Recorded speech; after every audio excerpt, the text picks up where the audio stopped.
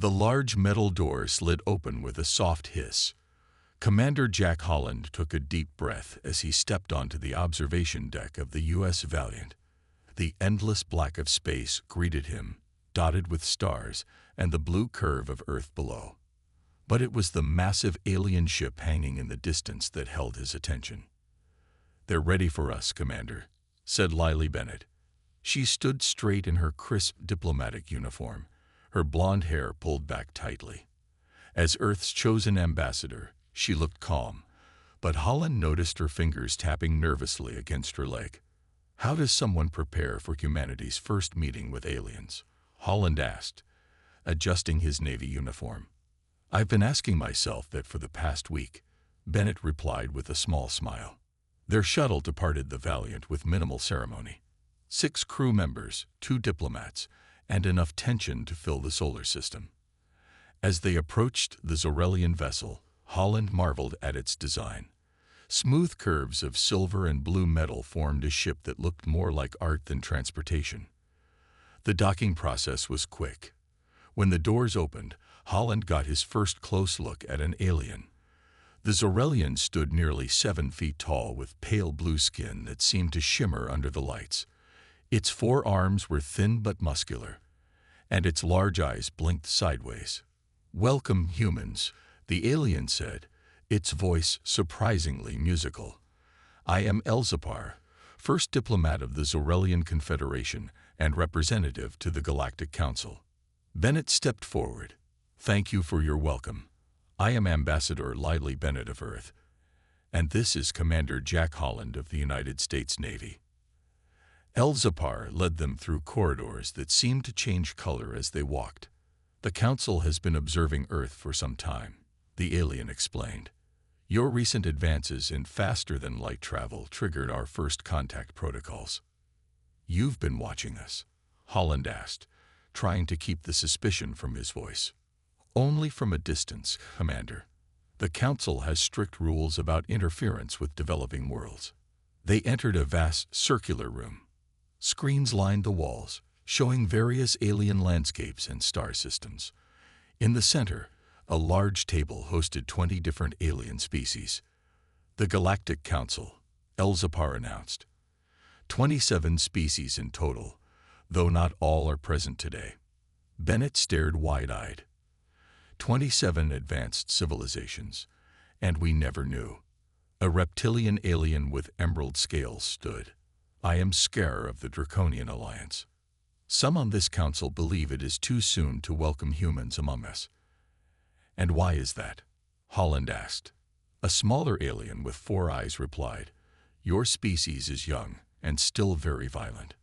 You wage wars among yourselves over resources, beliefs, and territories." Bennett stepped forward. "We don't deny our flaws, but humanity is more than its conflicts.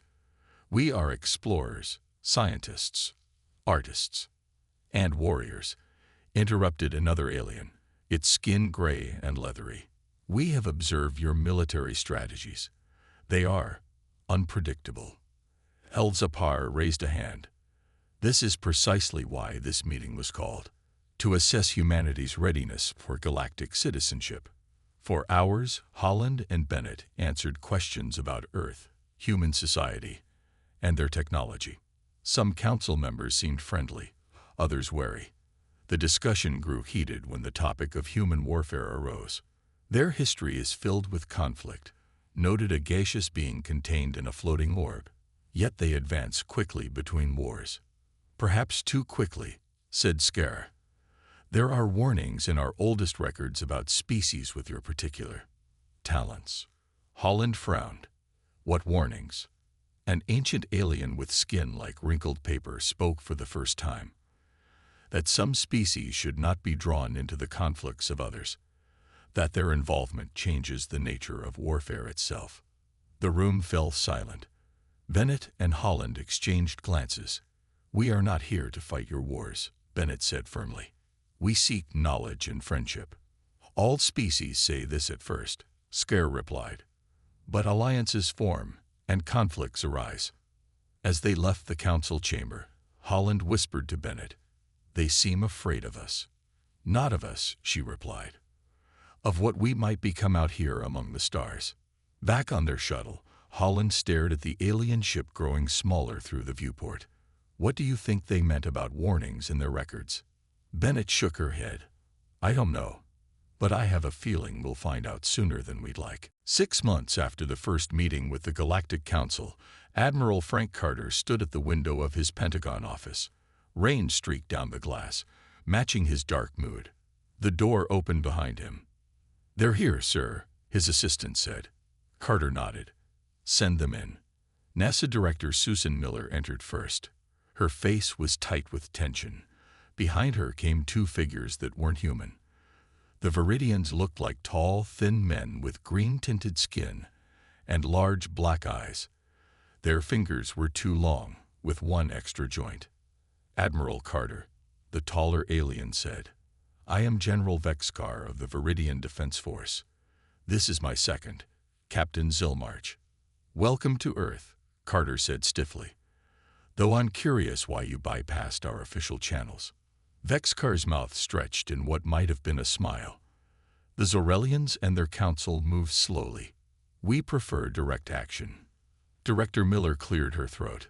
The Viridians contacted us through one of our deep space satellites. They specifically asked for this meeting to be kept secret from our official ambassadors. Carter frowned.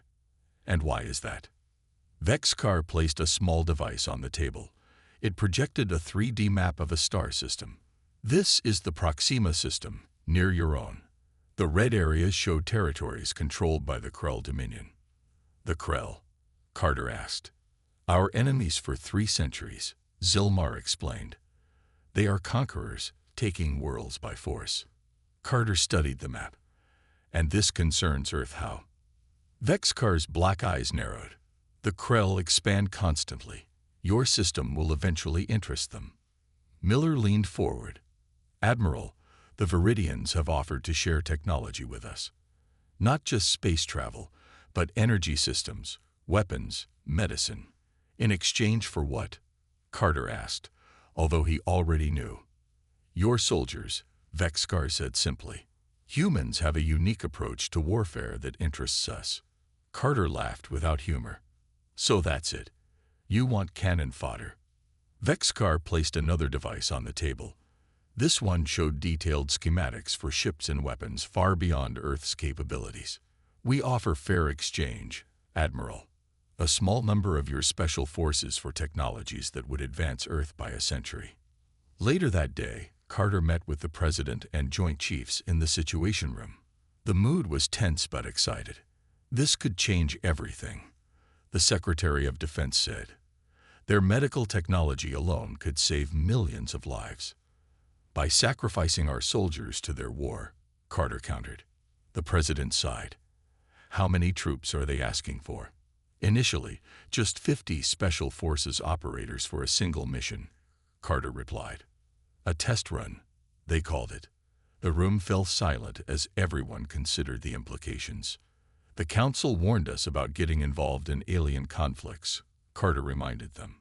The Council also refuses to share their advanced technology, the Secretary of State pointed out. They want us to develop at our own pace, which could take centuries. Director Miller, who had been quiet, finally spoke. We've analyzed the Viridian technology. It's genuine and far beyond our capabilities. The medical applications alone could cure most cancers. The President stood up and paced the room. If we agree to this, it must be volunteers only, and we need guarantees about their safety and return. 2 weeks later, Major Greg Winters stood before 44 soldiers in a secure facility beneath Cheyenne Mountain. Each person in the room had been carefully selected and approached individually. This mission is strictly voluntary and completely classified, he told them. If you choose to participate, officially you'll be listed as in training at various remote locations. A hand went up. Sir, are we really going to fight alongside aliens? Winters nodded.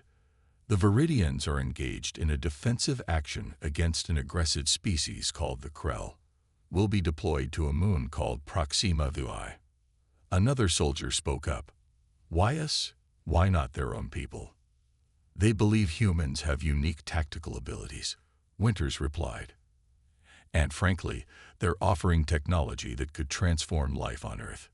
He looked around the room. I won't lie to you. This is uncharted territory. We'll be the first humans to fight in space, the first to engage an alien enemy.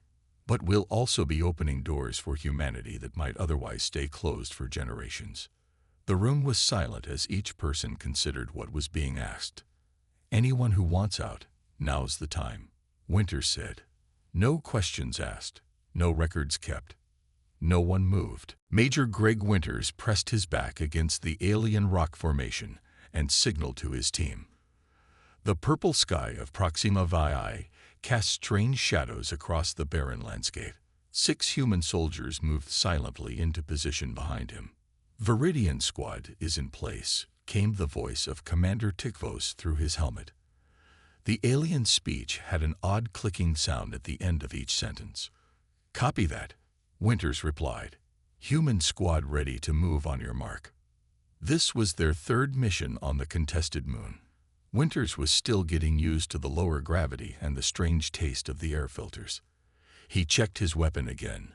The Viridians had provided enhanced rifles that fired energy pulses instead of bullets. They felt wrong in his hands, but he couldn't deny their effectiveness. Target is 2 clicks north, Tikvos continued. Krell have established a forward command post with approximately 30 troops. Our objective is to capture their communication array intact. Winters nodded to himself. The Viridians were skilled fighters, but they thought in straight lines. Attack, defend, retreat. Simple patterns that the Krell had learned to predict over centuries of war. Commander, requesting permission to alter the approach, Winters said. There was a pause before Tikvos responded. Explain. We split our forces. Your team approaches from the expected vector, but doesn't engage. My team circles around to this ridge here. Winters marked a position on their shared map. It gives us a perfect firing position above their bunker's blind spot. That ridge is exposed. You would be vulnerable during your approach, Tikvos objected. Sergeant Lisa Ryan, Winters' second in command, leaned in. Not if we time it with the dust storm that's brewing to the east. It'll give us cover. Winters relayed the suggestion. After a brief silence, Tikvos agreed. Very well. We will proceed with your plan. 90 minutes later, Winters and his team crawled through swirling red dust to reach the ridge. Below them, the Krell facility stood unaware. The aliens resembled large, armored lizards walking on 2 legs. Their scaled skin reflected the purple light of the sky. Team in position, Winters whispered into his comm. Beginning our approach, Tikvos replied. We will draw their attention in 3 minutes. Winters gave hand signals to his team. They spread out along the ridge, each finding cover behind rocks or in small depressions. Remember, he said quietly, we want that communication array intact. Target their weapons and their soldiers, not the central building. The diversion started right on time. Krell soldiers rushed to defend against the Viridian approach, leaving the rear of their base exposed. Winters waited until most of the Krell were engaged, then gave the signal. 6 human soldiers opened fire simultaneously. The energy weapons made no sound, but the effects were devastating. Krell soldiers fell before they even realized they were under attack from behind. Move in, Winters ordered. His team descended the ridge quickly, using the confusion to reach the command post. Inside, 2 Krell officers turned in surprise. Ryan fired first, hitting one in the shoulder. The alien dropped but wasn't killed. The second reached for a control panel, but Winters' shot knocked it backwards. Secure the room, he ordered. His soldiers moved efficiently, checking corners and adjacent rooms. Clear, Ryan reported, and the communication array is intact. Winters nodded and activated his comm. Tikvos, rear is secure. Communication array captured. You can fall back now. There was a moment of silence before the Viridian responded. Impossible. You've already secured the objective. Affirmative. Pull your people back before they take casualties. After the mission, Winters noticed the Viridians watching his team with a mixture of respect and something that might have been fear. Tikvos approached him as they waited for their transport ship. "Your tactics were unexpected," the alien said. "The Krell have fought us for centuries. They know our strategies, and we know theirs. But your approach..." Tikvos made a gesture with his long fingers. "It was unpredictable." "That's just basic special forces training," Winters replied. "Find the angle nobody expects." "Perhaps," Tikvos said. "But I have observed something interesting. When Viridians plan an attack, we consider what will work best based on terrain and numbers. When you humans plan, you seem to first ask yourselves what the enemy expects, then deliberately do something different." Winters smiled slightly. "We call that thinking outside the box." Tikvos tilted his head. "This is why you were chosen. This is what the Viridian High Command wanted." As their ship lifted off, Winters watched the battlefield recede below them. What he didn't see was the small drone floating high above, recording everything. A drone that wasn't Viridian or Krell, but belonged to Galactic Council observers. CIA Director Paul Wright paced his office, glancing occasionally at the alien sitting calmly across from his desk. Klizor was tall and thin, with pale gray skin that seemed to shimmer in the fluorescent light. The council investigator had arrived 3 days ago, and already Wright was tired of the questions. "Once again, Director, I must ask about the reports of human military activity in the Proxima system," Klizor said. His voice had an odd musical quality despite the serious topic.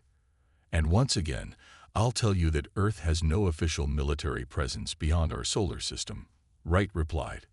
"We have scientific missions and diplomatic exchanges only." You and Secretary Olivia Duncan sat quietly, watching the exchange. Her dark eyes missed nothing as she observed the aliens' reactions. "The Council has evidence suggesting otherwise," Klizor said, placing a small device on the desk. It projected a fuzzy image that slowly came into focus. Human soldiers in modified space armor, fighting alongside Viridian troops. Wright kept his face neutral, but his mind raced. Someone had been watching the Proxima VI operation. "These could be mercenaries," he suggested. "We can't control what individual citizens might do after leaving Earth." Klizor tilted his head.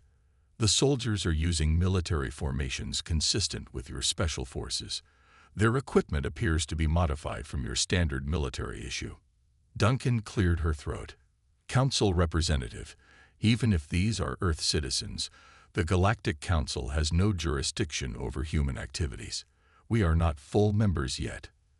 "That is correct," Klizor agreed. "However, involvement in the Viridian-Krell conflict could affect your application for membership. The Council values neutrality in new species." After the meeting, Wright found Duncan waiting in the hallway. "This is getting complicated," she said quietly. "Tell me about it," Wright replied. "The Viridians promised their operations were undetectable." "We need to talk to Dr. Peters," Duncan said. "He's been studying the Krell prisoners. Maybe he can give us something to ease the Council's concerns." At a secure facility beneath the New Mexico desert, Dr. Alan Peters hunched over his computer screen. The room was filled with strange equipment, some of it clearly not human in origin. A sealed door at the back led to cells holding 3 Krell prisoners. When Wright and Duncan entered, Peters barely looked up. "I was wondering when you'd come," he said, after that council investigator arrived. "What have you learned?" Wright asked, getting straight to the point. Peters pushed back from his desk, rubbing his tired eyes. "Nothing good. The Viridians haven't been honest with us." He turned his screen so they could see. "I've been communicating with the Krell prisoners. It wasn't easy to establish a translation protocol, but once I did..." He shook his head. "The Krell aren't the aggressors in this war." Duncan frowned. "What do you mean?"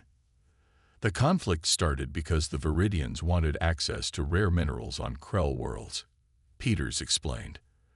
"When the Krell refused to allow unrestricted mining, the Viridians attacked. The Krell have been fighting defensively for 3 centuries. Wright cursed under his breath. "Can you verify this?" Peters nodded. One of the prisoners is a historian. He showed me records that match his story. The Viridians have manipulated us. It gets worse. Peters continued, pulling up another file.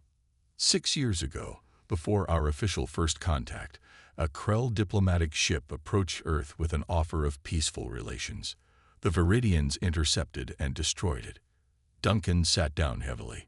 So they prevented our first contact with the Krell, then manipulated us into fighting against them. Why would the Council allow this? Wright wondered. They might not know, Peters suggested. The Krell say the Viridians have operatives throughout the Council. They control information. Wright's secure phone buzzed. The message made him frown deeply. Admiral Carter says the Viridians are asking for more troops. They want to deploy Lieutenant Kate Morrison's entire destroyer squadron to Proxima. Duncan looked alarmed. That's over 2,000 personnel. The President is considering it, Wright said. The medical technology the Viridians provided has already saved thousands of lives. The political pressure to continue the relationship is enormous. Peters stood up, suddenly animated. You can't send more people. The Krell have been trying to establish peace talks. They don't understand why humans are fighting them when they never threatened Earth. Wright and Duncan exchanged troubled looks. Outside the facility, in the New Mexico night, a small Viridian probe recorded their conversation and transmitted the data to a waiting ship. Lieutenant Kate Morrison stood on the bridge of the U.S. Defiant, one of Earth's first space destroyers built with Viridian technology. Through the view screen, she watched as 5 other human ships moved into formation. Her destroyer squadron represented the largest deployment of human forces in the conflict so far. All ships report ready, Lieutenant, said her communications officer, Jeff Barnes. Morrison nodded. At 32, she was young to command such a mission, but her tactical skills had impressed both human and Viridian leadership during simulations. Viridian command ships are approaching, Barnes announced. 3 larger alien vessels appeared, their green hulls shimmering against the blackness of space. Open a channel, Morrison ordered. The face of Viridian Admiral Voxtal appeared on screen. Lieutenant Morrison, the alien said, your squadron will form the center of our attack formation. The Krell fleet is gathering near the 4th moon. We expect heavy resistance. Understood, Admiral, Morrison replied. We're ready. After the communication ended, Morrison turned to her tactical officer, Sam Reeves. What do you think? She asked quietly. Reeves frowned. Their plan is too straightforward. The Krell will expect a direct assault. Morrison nodded. She had been thinking the same thing. Bring up the system map. The display showed the gas giant and its 7 moons. The 4th moon, their target, glowed red to show Krell occupation. The Viridians want us to approach from this vector, Morrison said, tracing a line with her finger. But that leaves us exposed to fire from these defense platforms. What if we split the squadron? Reeves suggested. Send 2 ships the expected way as a distraction. The other 4 could approach from behind the 3rd moon, using its gravity to slingshot us into attack position. Morrison smiled. Exactly what I was thinking. The moon's magnetic field should help mask our approach too. When she proposed the plan to Admiral Voxtal, the Viridian was reluctant. This is not the agreed strategy, he objected. With respect, Admiral, Morrison replied, this gives us a better chance of success with fewer casualties. After some argument, Voxtal grudgingly agreed. An hour later, Morrison's plan was in motion. 2 human destroyers accompanied the Viridian fleet on the direct approach, while Morrison led the other 4 ships on the alternate route. Entering the moon's shadow now, Reeves reported. Magnetic interference is masking our signatures. Morrison watched as her ships curved around the 3rd moon's gravity well, picking up speed. All weapons ready. We'll have one chance to hit them before they realize we're here. On the main Krell command ship, Fleet Commander Zordax received reports of the approaching Viridian fleet. Predictable as always, he said to his officers. Prepare defense platforms for maximum fire. Their approach vector leaves them vulnerable. A young Krell officer interrupted. Commander, sensors detect anomalies behind the third moon. Possible ships, but the readings are unclear. Zort-Ax dismissed the concern. The magnetic field causes false readings. Focus on the main threat. This mistake proved costly. As the Krell concentrated their defense on the decoy force, Morrison's ships emerged from behind the moon at high speed. Fire all weapons, she ordered. The surprise attack devastated the unprepared Krell ships. Defense platforms turned too late as human destroyers targeted their power cores with precision strikes. Within minutes, 3 Krell cruisers were disabled.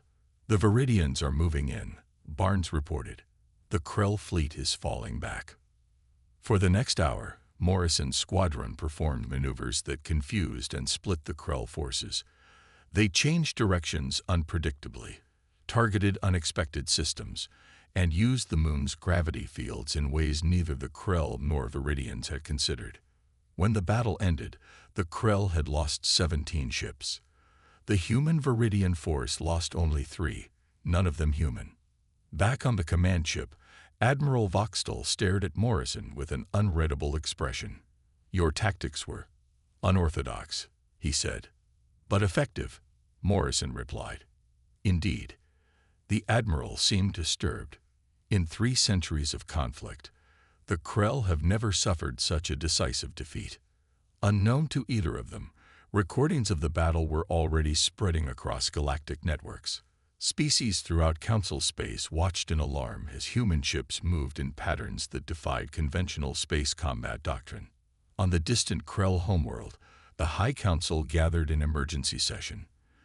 These humans fight like no species we have encountered, said one elder.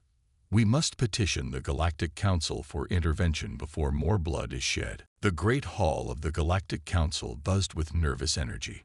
Representatives from 27 species filled the circular chamber.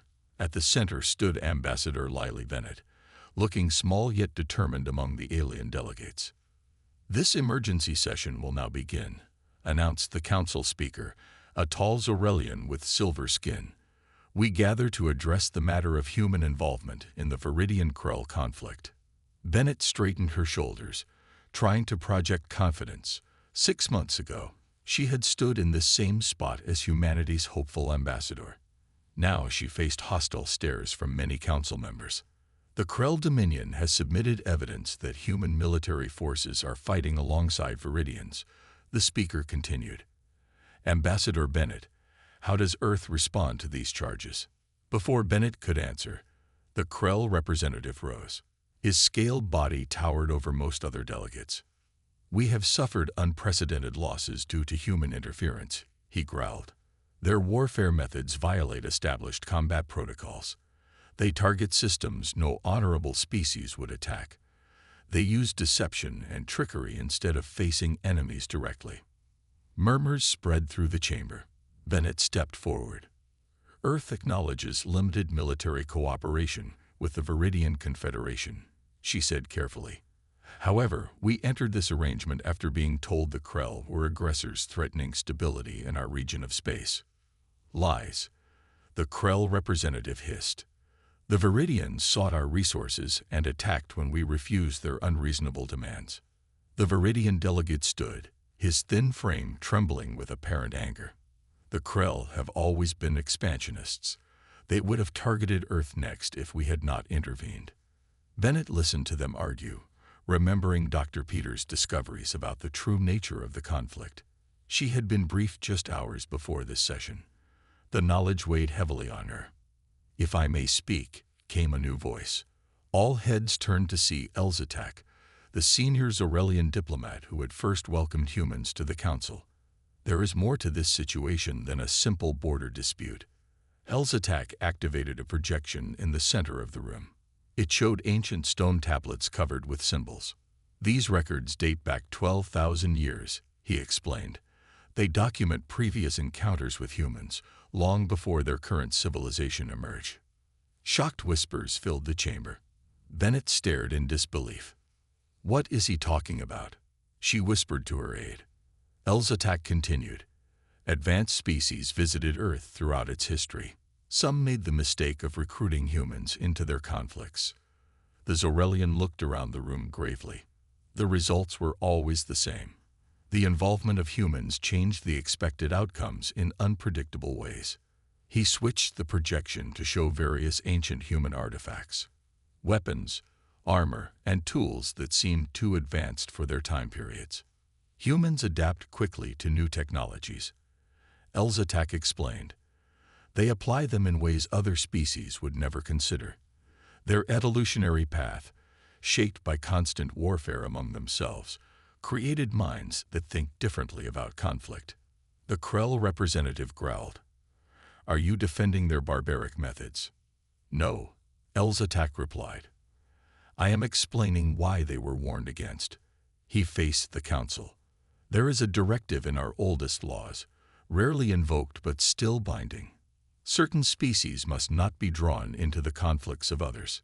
Bennett found her voice. Are you saying Earth was visited before? That we were used as soldiers in the past? Yes, Ambassador. Small groups of humans were taken to fight in wars across the galaxy. Each time, the results were the same.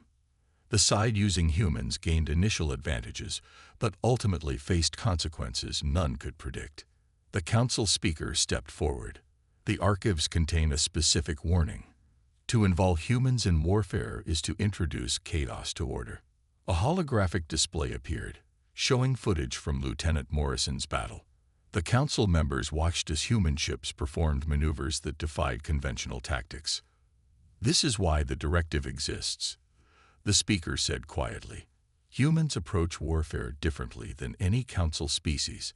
They prioritize victory through any means rather than following established combat traditions. Bennett stood silently, absorbing this revelation about her species' past. Earth hadn't been ignored by the galaxy as they'd always believed. They had been deliberately avoided, feared, even, because of their capacity for warfare.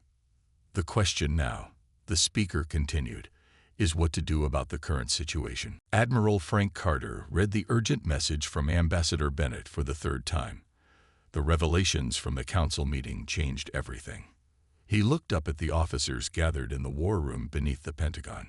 The Viridians have lied to us from the beginning, he said flatly. They manipulated us into fighting their war under false pretenses. The room erupted in angry voices. Carter raised a hand for silence. We have confirmation from Dr. Peters' research, and now from council records.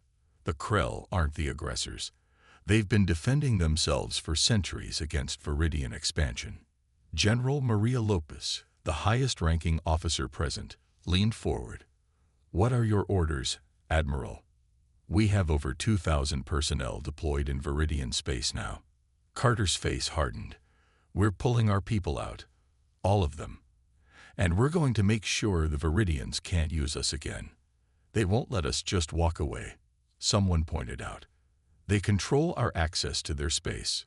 That's why we're not asking permission, Carter replied. I've developed a plan with several other military leaders. We're calling it Operation Independence.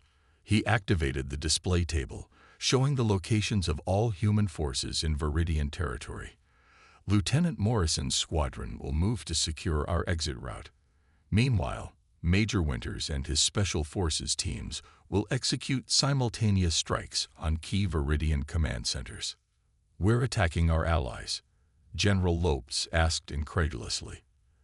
They were never our allies, Carter said firmly. They used us as weapons while lying about their true intentions. On Proxima VI, Major Greg Winters reviewed the new orders with his team. The mood was tense but determined.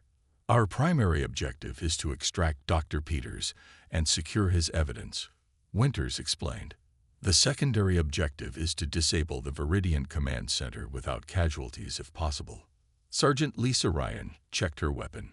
What about the Krell prisoners? We can't leave them to the Viridians. Winters nodded. They're part of the package.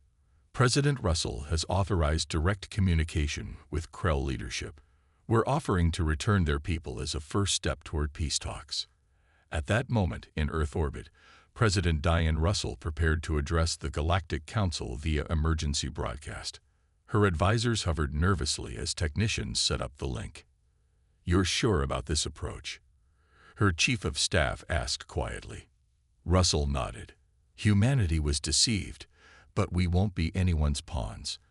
It's time we took our place in galactic affairs on our own terms."